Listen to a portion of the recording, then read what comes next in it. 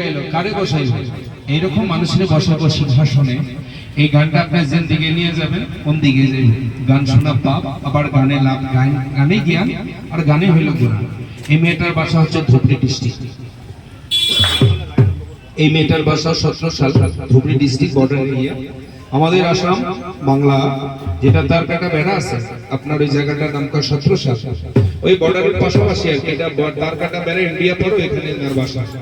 আমি ওই জায়গায় বেঙ্গলে যে সময় যাইতাম, ওই সময় ওই অঞ্চলে আমি বাজার করতাম, অনেক মেডিসিন বেচতাম। ওনার মামা এসে বললো আমার এখানে ভালো শিল্পী আছে, হামিদা সরকারের লোকে গান গায়।